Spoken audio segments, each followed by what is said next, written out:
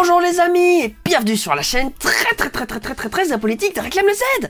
Alors aujourd'hui on va parler des récentes déclarations de Frédérique Meunier. Frédérique Meunier qui est une députée LR et qui donc réagit au mail que elle reçoit, elle et ses collègues de LR, donc suite à ses actualités sur la réforme des retraites, les 49.3, etc.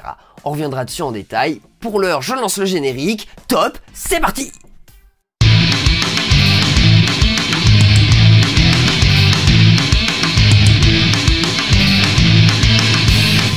Ok, donc voici le petit extrait qu'on va regarder. Donc vous voyez que la permanence d'Éric Ciotti a été vandalisée. Donc si vous êtes un peu connecté à l'actualité, vous avez déjà dû le voir.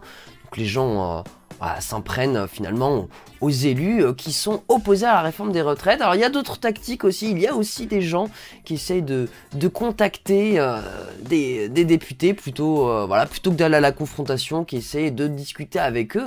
Donc ça, je vous mets un lien dans la description d'un site qui vous permet de trouver les députés selon les circonscriptions. Bref, on en revient à cet extrait, on va écouter ce qu'elle a à nous dire et puis voir aussi finalement s'il y a des choses à réagir. Voilà, je fais play du coup. Eh bien, les menaces, ce sont des menaces à travers des mails.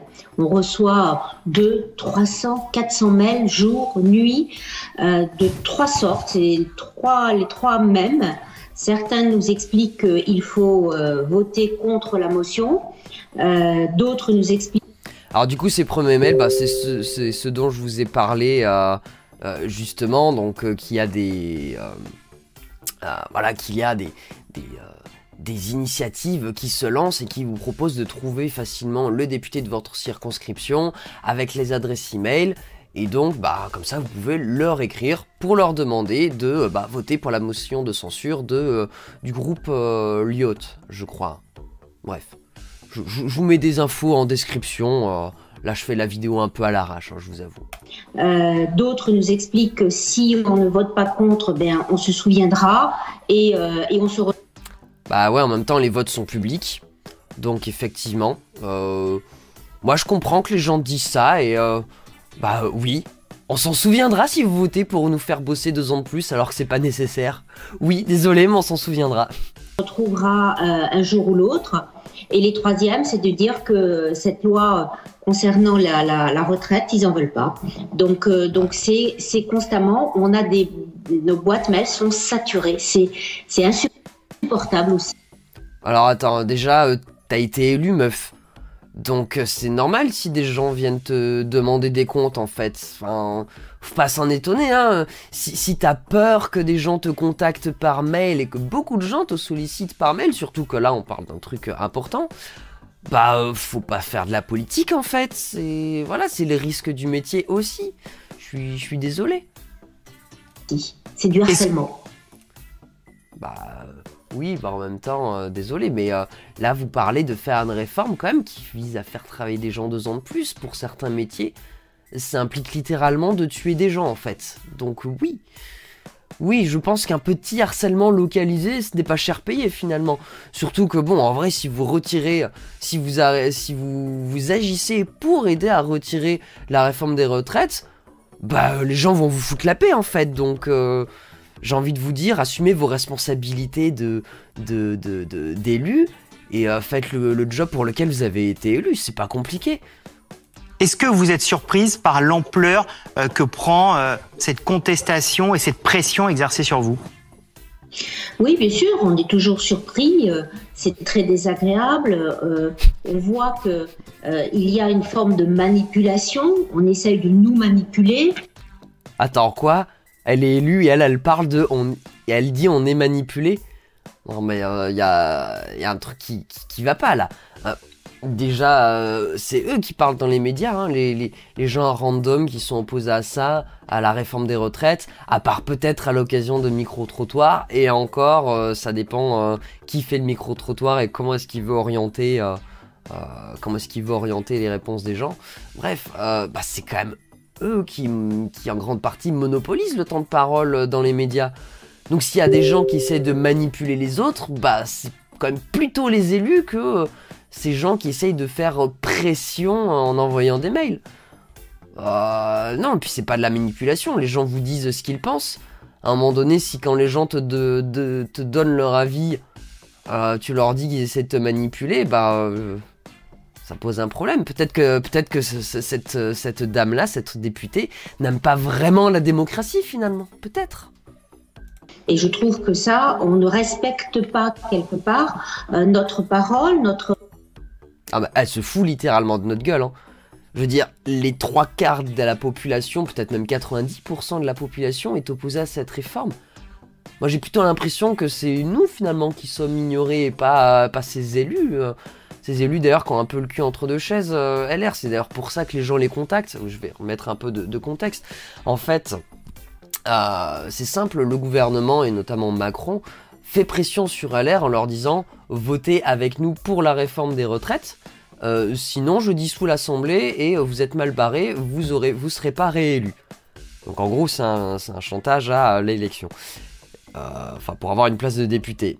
Et il y a la population qui leur dit non les gars, votez contre en fait, sinon nous on s'en souviendra et on votera pas pour vous, vous serez pas réélu. Donc effectivement LR est un petit peu en mauvaise posture politiquement parlant. Enfin d'un point de vue, je veux dire plutôt d'un point de vue du nombre de sièges à l'Assemblée. Donc c'est normal que les gens, LR est pris entre deux étaux, mais en même temps c'est le jeu de la politique aussi. Et puis c'est un peu ça aussi quand on est dans une posture, quand on n'a pas une position claire, hein, parce qu'ils sont pas tous d'accord à LR d'ailleurs. C'est pour ça que ça vaut le coup de leur écrire d'ailleurs. Hein. Je réitère, hein. Information dans la description. Oui, et puis autre point, nous les gens, les Français, la population quoi,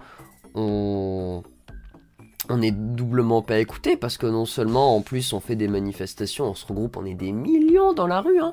Et je dis nous parce que j'y étais aussi, hein. Je précise, hein. J'ai un travail à côté et j'ai fait grève moi aussi de temps en temps. Alors j'ai pas pu toutes les faire, mais voilà, bref. Et non, on n'est pas écoutés alors qu'on est des millions. Et il y a plein de gens qui ne nous ont pas rejoints parce qu'ils ne pouvaient pas nous rejoindre, mais qui en pensent pas moins. Et au final d'ailleurs, ces gens-là se sont fait taper dessus par la police. Bon, une, deux, trois petites vitrines un peu cassées, ou alors des petites attaques à coups de stickers. Alors ça aussi, je vous mettrai le lien d'un article dans la description. Bon, c'est pas cher payé, il me semble, hein. Vous perdez pas vos dents, quoi. On nous écoute pas non plus. Et je trouve que ça, ils font le même jeu. Et même pire, puisque eux, ils sont capables d'aller jusqu'à des actes de violence. Non mais attendez, vous demandez à la police de venir nous casser la gueule, littéralement. Ça va, la violence, elle est quand même plutôt asymétrique. Puis j'ai même envie de dire, quelque part, il reste un peu que ça aux gens. Enfin, il y a plusieurs choses qui sont faisables en fonction de ce que les gens sont prêts à défendre et prêts à faire. Donc je le disais, il y a les mails, bon, il y a des gens qui vandalisent. Je n'encourage évidemment pas à vandaliser, mais bon, je trouve qu'ils en font tout un foin alors que, voilà. La police c'est pas très sympa, d'ailleurs c'est une véritable stratégie de la terreur de la part de la police qui vise à intimider les gens. D'ailleurs c'est pour ça qu'il y a aussi des gens qui disent ne répondez pas, n'attaquez pas les policiers, même si je comprends que ça puisse être tentant. Bref, je crois qu'il y avait un canard réfractaire qui a parlé de ça. D'ailleurs ça pareil, je vous mets la vidéo en description. C'est assez, je trouve son discours assez pertinent. Après bon, je peux comprendre aussi que des gens soient pas d'accord avec lui, hein. Moi je le partage parce que ça pousse au moins un petit peu à réfléchir. Bref, on continue. Donc c'est pire. On a l'impression que demain ils vont nous décapiter. C'est terrible quoi. On a un vrai stress. On peut plus s'exprimer, on peut plus rien dire. Oh, on peut plus rien dire. Oh là là, elle nous l'a sorti. On peut plus rien dire. Magnifique. Et vous avez l'impression que vous allez vous faire décapiter. Je dis pas que c'est bien hein, de dire on va vous décapiter, mais bon, c'est ce qui s'est passé aussi au roi. Bon, si vous arrêtez de vous comporter comme des rois qui imposaient tout aux Français, peut-être que vous aurez moins l'impression que les gens veulent vous décapiter. Après, bon, je pense que tout le monde ne veut pas vous décapiter non plus, hein. Vous exagérez un petit peu, je pense, là, madame. Un petit peu, il me semble. Parce que on se dit, qui va être menacé demain? Qui va être caillassé demain? Et pourquoi ne vont-ils pas s'en prendre à notre famille? Pourquoi ça ne va pas dégrader dans tous les sens? Il faut que les gens le sachent. C'est terrible. On ne peut plus aujourd'hui s'exprimer dans notre pays. Oui, ben on le sache, hein, nous, vous voulez même plus qu'on ait de retraite, vous voulez même plus qu'on puisse vivre. Donc bon, j'ai envie de dire... J'encourage pas, hein, évidemment, mais bon, j'ai quand même un peu envie de dire bien fait pour votre gueule. Hein. Bon, voilà, c'était la petite vidéo de la semaine, un petit peu moins préparée, donc un petit peu moins propre. Mais bon, je me suis dit, le sujet n'était pas très compliqué, voilà, que ça suffirait. En tout cas, ça vaut le coup, parce que c'est vrai que j'ai pas beaucoup parlé de cette actualité sur la réforme des retraites. Hein. C'est pas l'envie qui m'en manquait, c'était plutôt le temps, hein, entre les grèves et tout ça, c'est pas toujours évident de faire des vidéos. Puis j'ai aussi envie de parler un peu d'autre chose, parce que c'est vrai que tout le monde en parle aussi, les grèves.